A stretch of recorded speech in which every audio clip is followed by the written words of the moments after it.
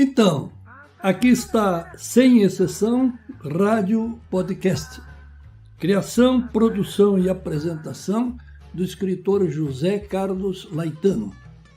Apoio, Academia Rio-Grandense de Letras e SNC Libre, Roma, Itália. E vamos ao assunto de hoje. Tudo começou quando o soldado de Paula atendeu o telefone 190 e uma mulher avisou que uma caminhonete Blazer havia sido abandonada na rua por ladrões e que até tiros ela ouviu. O jornalista Silvio Navarro examinou mais de 20 mil páginas de documentos oficiais e narra em seu livro o que podemos saber sobre a morte do prefeito petista Celso Daniel, e este é o assunto do podcast. Silvio Navarro foi repórter da Folha de São Paulo em Brasília e em São Paulo, editor da revista Veja, âncora na Jovem Pan, comentarista na Rede TV e escreve para a revista Oeste. Autor do livro Celso Daniel, Política, Corrupção e Morte no Coração do PT, foi baseado na pesquisa de mais de 20 mil páginas de documentos oficiais. Contou com o apoio de muitos jornalistas, inclusive de Eduardo Suplicy, ex-senador do PT. Logo depois que uma mulher telefonou para a polícia, avisando da caminhonete Blazer e dos tiros ouvidos, outros telefonemas disseram que eram 3 carros usados pelos bandidos. A polícia saiu a campo e descobriu o corpo de Celso Daniel numa estreita estrada de terra na zona rural. Antes, Celso Daniel jantou no restaurante Rubaiá, no centro de São Paulo. E quem estava jantando com Celso Daniel?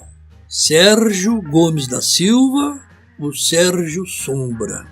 Sombra dizia-se segurança e assessor de Celso Daniel, com atuação destacada na prefeitura de Santo André, cidade situada no ABC paulista, berço do PT. Comeram um bacalhau com arroz e beberam um Brunello de Montalcino. E como sobremesa, sorvete. O assunto, o Caixa 2 do Partido dos Trabalhadores. Em outras palavras, dinheiro arrecadado nas empresas que prestavam serviço à prefeitura. E havia muita corrupção para financiar a campanha política do PT à presidência da República. Celso Daniel sabia do esquema. Até seu irmão Bruno aceita isso. O que estava incomodando o prefeito e o próprio Lula era o excesso de corrupção e principalmente o fato que parte considerável desse dinheiro estava indo para o bolso de algumas pessoas e Sérgio Sombra estava enriquecendo rapidamente. Consta que Celso Daniel pretendia estabelecer um limite para esse duplo desvio, e Celso seria o principal coordenador de campanha do Lula. Conforme o jornalista Silvio Navarro, os cofres do município era um dos principais propinodutos do projeto de poder do PT, assim como os cofres de Campinas e Ribeirão Preto. Acontece que antes daquele jantar, o assessor da prefeitura de Santo André, Gilberto Carvalho, esse mesmo Gilberto que se tornou um dos principais assessores de Lula, avisou seu chefe Celso Daniel que o desvio da propina estava indo longe demais. Gilberto Carvalho estava na prefeitura de Santo André a mando de Lula e a cúpula do PT queria o afastamento de Sérgio Sombra e seu grupo para limpar a barra com vista às eleições de 2002. O PT não queria problema, e Sombra era um problema. A propina para a campanha política não era privilégio do PT. O Caixa 2 era aproveitado por todos ou quase todos os partidos políticos. E o PT assim alegou mais tarde no processo do Mensalão como argumento de defesa. Lembrando que o Mensalão surgiu depois da morte de Celso Daniel. Então, Gilberto Carvalho avisou Celso Daniel e o PT queria o afastamento de Sérgio Sombra e Sombra estava jantando com Celso Daniel. E este era o assunto durante o jantar, o assunto da conversa. Não se sabe o teor dessa conversa, mas o garçom Ivan Soares da Silva ouviu ao menos parte da reunião. Acontece que quando começaram as investigações, o garçom foi assassinado.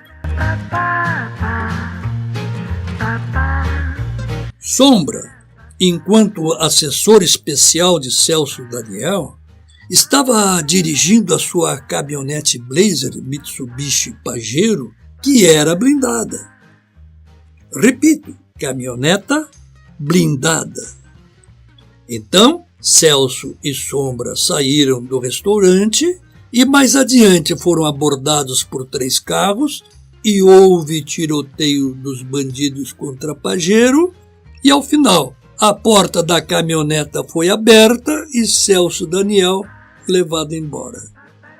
Sombra ficou no local, sem ter sido agredido, com celular e arma que não disparou.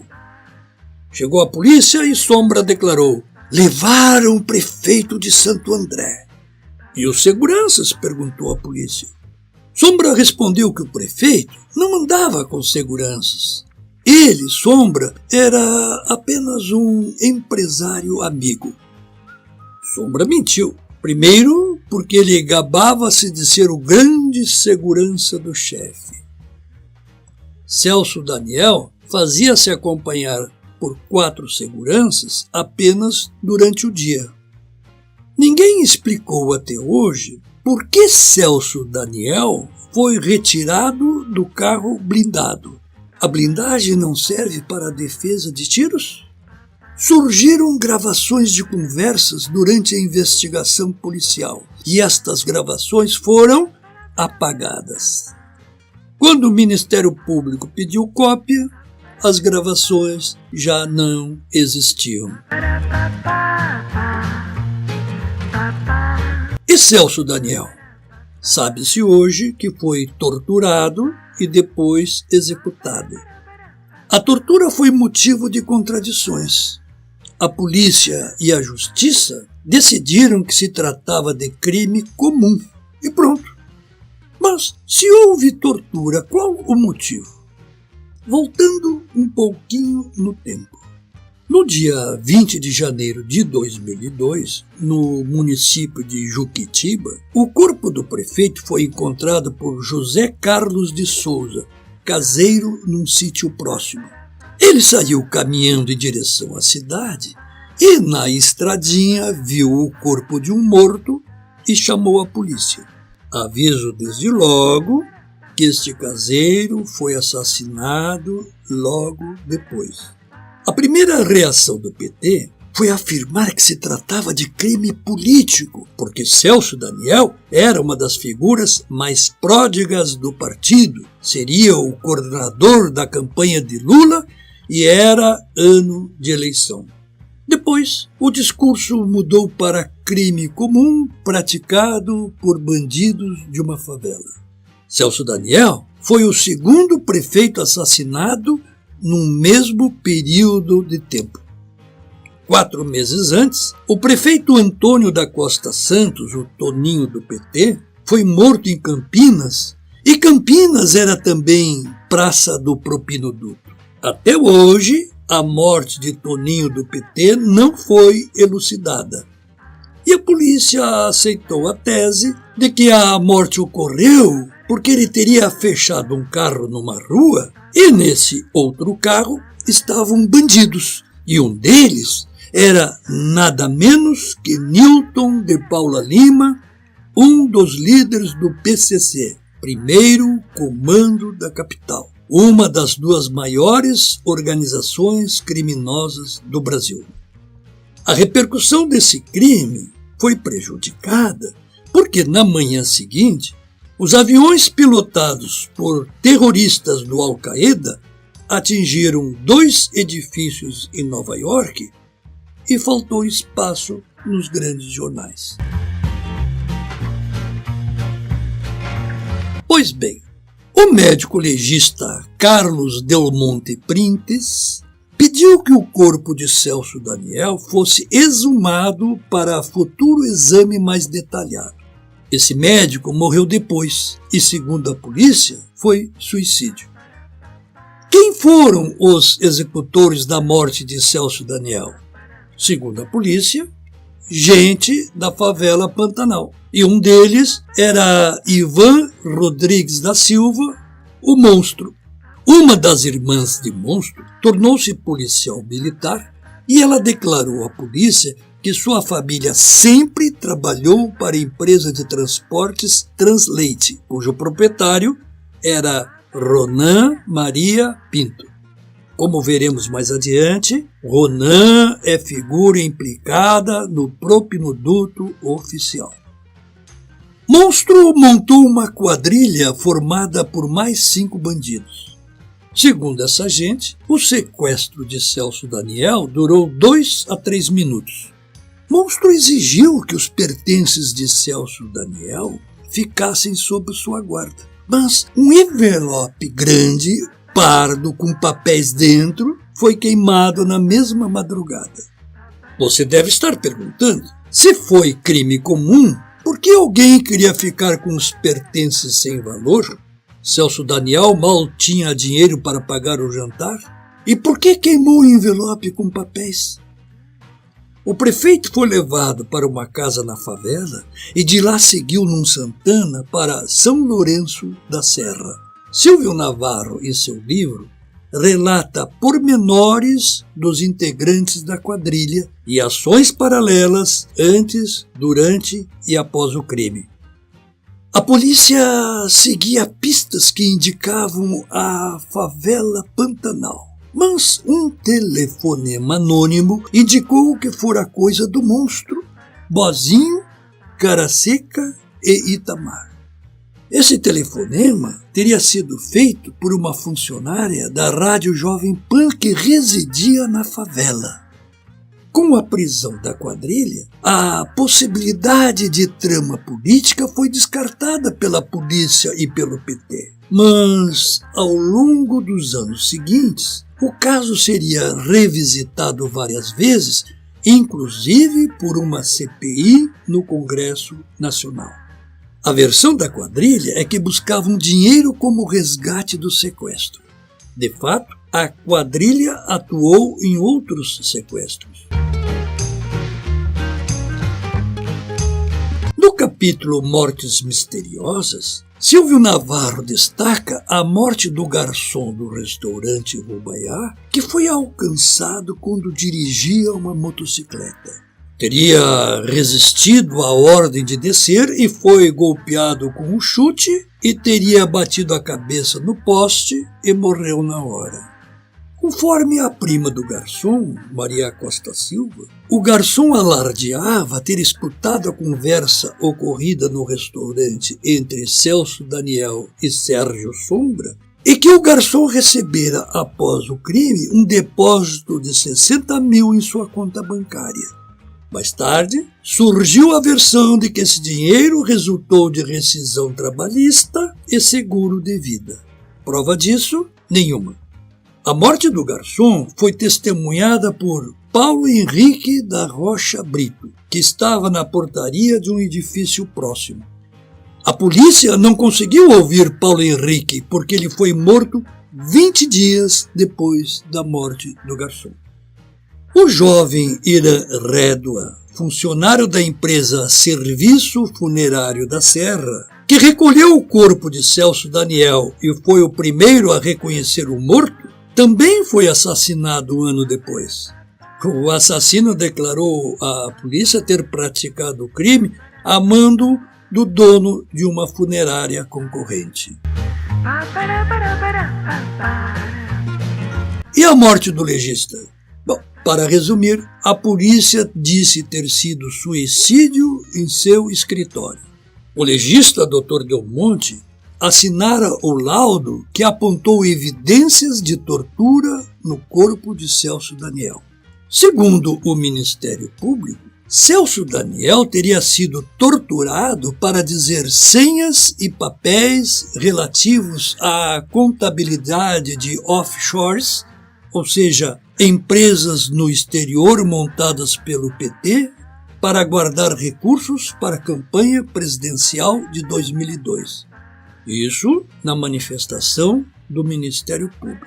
No laudo do legista, Celso Daniel tinha uma lesão próxima ao ouvido esquerdo. Sofrera golpes na cabeça, provavelmente causados pelo cabo de uma pistola. Apresentava marca de cano quente nas costas, fora atingido por estilhaços de balas disparadas contra o chão, perto do corpo. Levou um tiro no rosto, que destruiu a arcada dentária inferior e foi alvejado em outras partes do corpo. No laudo, constou que Celso Daniel apresentava face de terror e espasmo cadavérico. A morte foi precedida de agonia por minutos. Este, o laudo. O escritório do legista, onde ele morreu, não apresentou sinais de invasão nem de violência física. Segundo a polícia, ele sofreu infarto fulminante. O primeiro laudo do Instituto Médico Legal, em dezembro de 2005, informou não ser possível concluir se o Dr. Del Monte se envenenara ou fora envenenado. Morreu sufocado por uma secreção formada na garganta após a ingestão de medicamentos. Bem, sufocado não é infarto fulminante. 3 meses depois, um segundo laudo afirmou que a morte do legista ocorreu após a ingestão de 3 medicamentos. Ora, o legista era judeu e a religião judaica proíbe o suicídio. Para a polícia, por esta razão, o médico teria disfarçado o suicídio com um coquetel de remédios.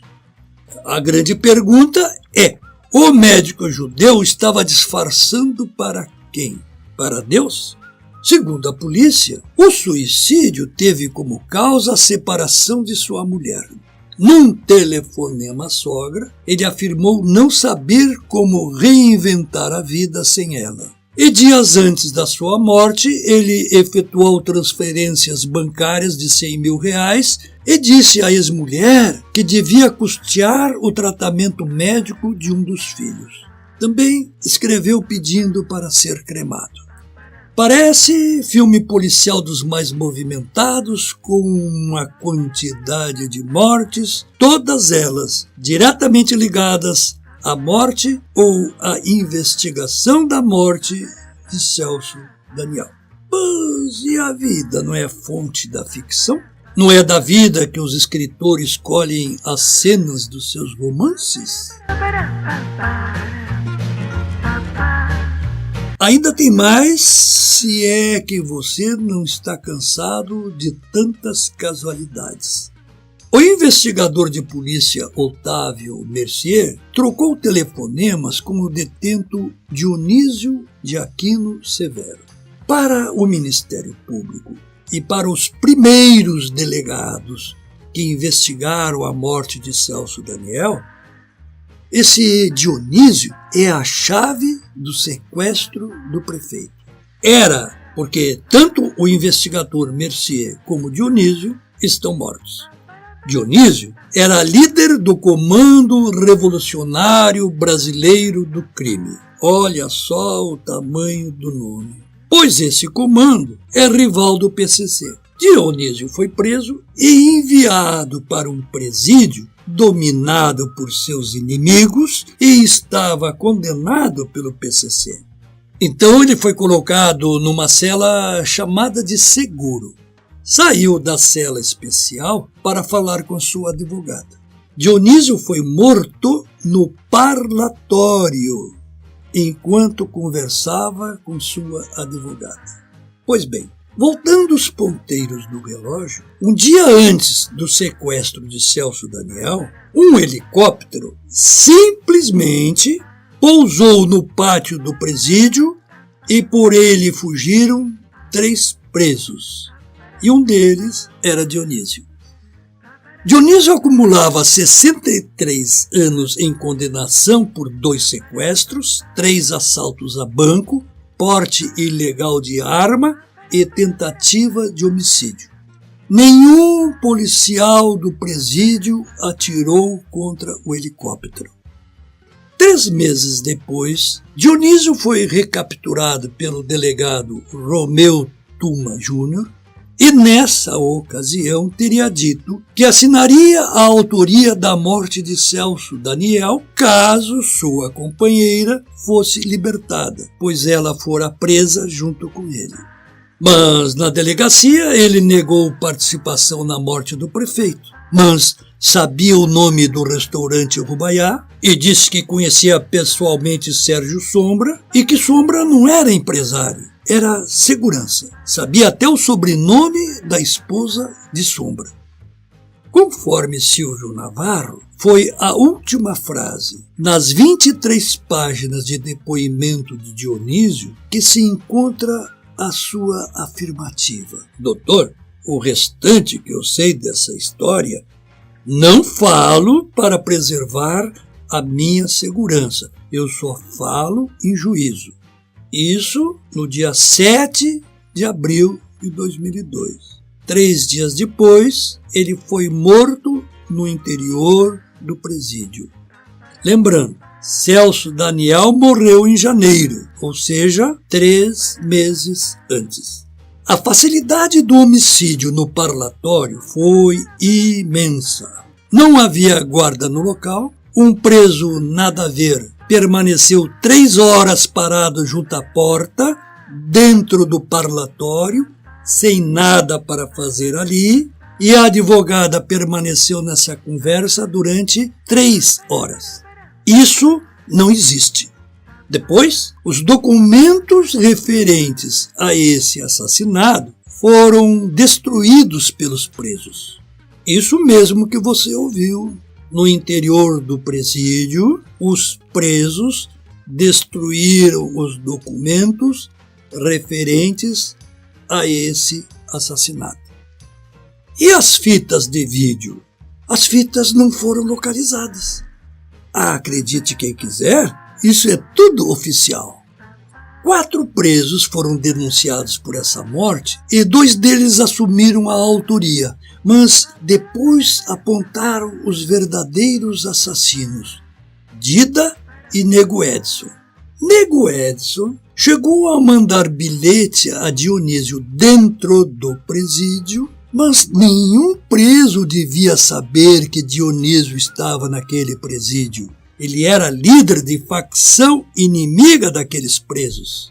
E como Nego Edson soube que Dionísio estava lá? A conversa com a advogada durou 3 horas. Nunca um preso ficou 3 horas no parlatório, muito menos com uma advogada.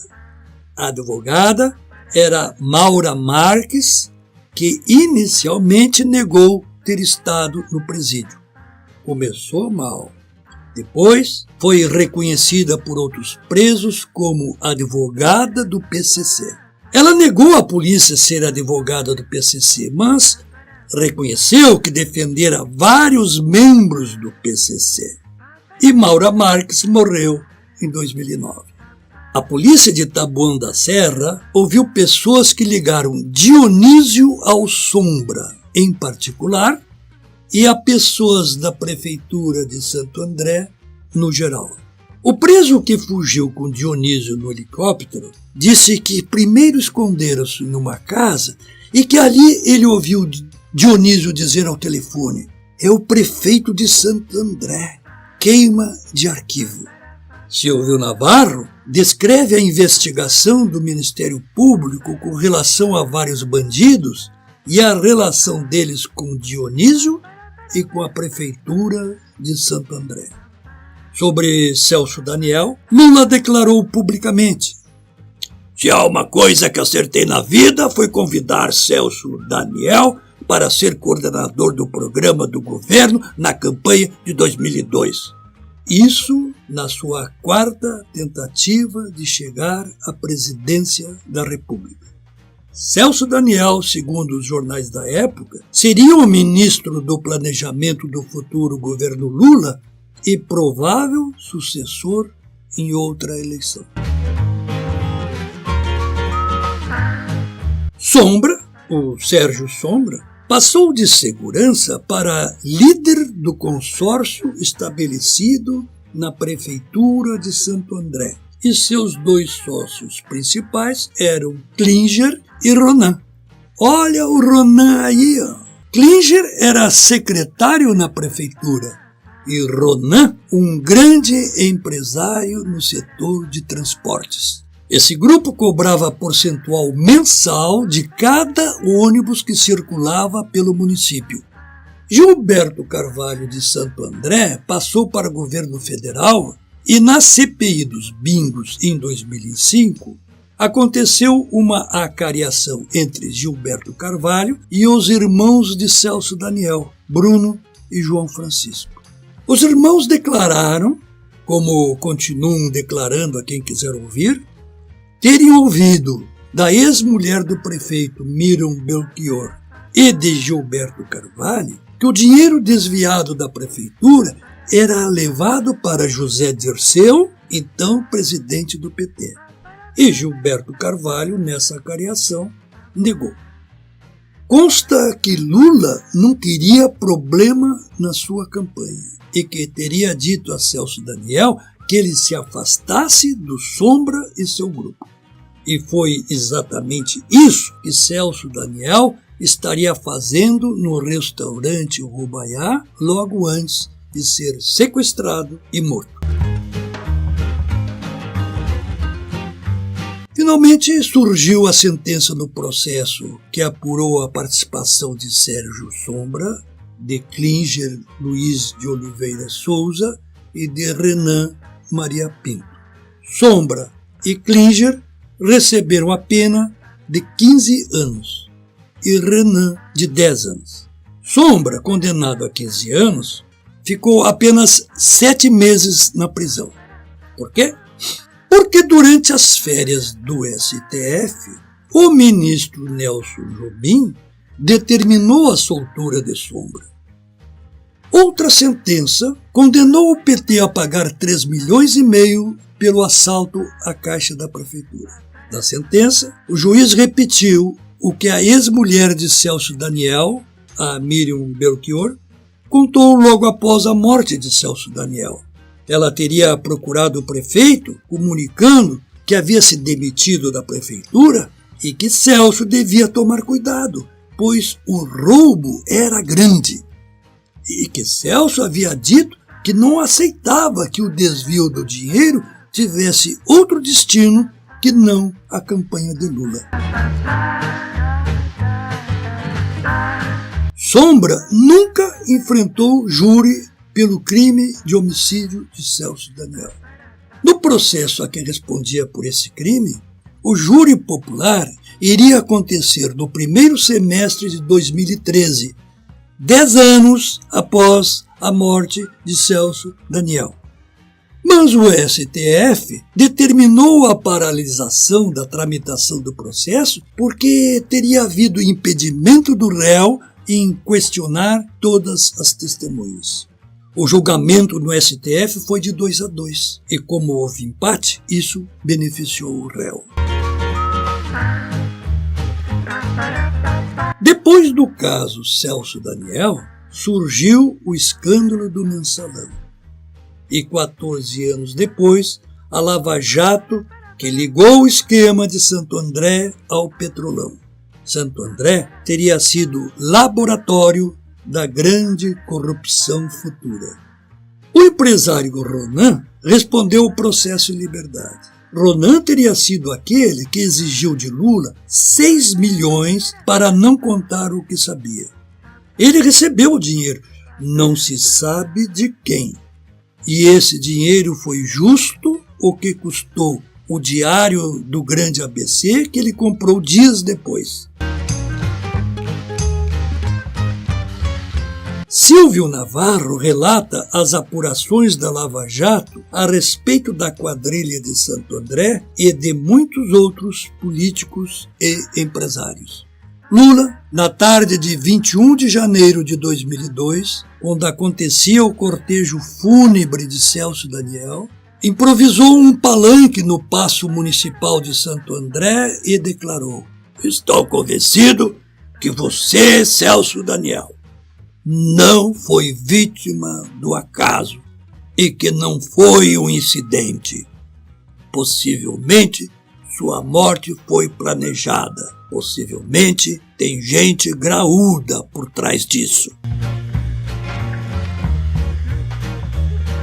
Todas as entrevistas, todas as reportagens, tudo o que já foi dito e escrito sobre a morte de Celso Daniel resume-se a isto: a sua morte foi a mando de corruptos, a começar por Sérgio Sombra e seus sócios Klinger e Renan. Eles roubavam para si parte da propina destinada ao PT.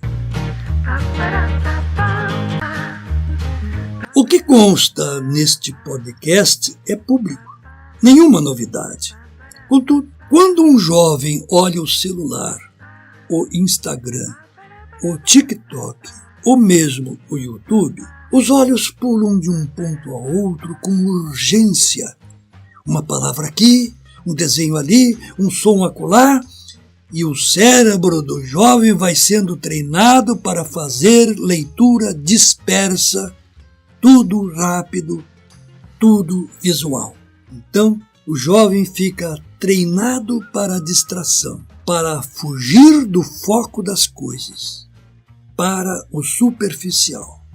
Em outras palavras, o jovem está sendo treinado para a ignorância das coisas, para obedecer, para ser massificado. Nem ele, nem o governo se interessam em desvendar o crime de Celso Daniel. A morte da vereadora carioca Marielle Franco vai no mesmo caminho. A tentativa de morte de Bolsonaro vai no mesmo caminho. Ninguém questiona quem pagou os caríssimos advogados que do nada surgiram para defender Adélio Bispo, o cara tido como louco. A Lava Jato acabou e o pessoal está feliz longe da prisão. O poder pode tudo, pode inclusive querer nada. Este foi Sem Exceção, Rádio Podcast. Criação, produção e apresentação do escritor José Carlos Laetano. Se você apreciou este podcast, colabore com este projeto divulgando aos seus amigos. Para conhecer minhas obras, basta acessar o site www.josecarloslaetano.com.br. E não esqueça, você é o que você pensa, e você pensa o que lê e ouve.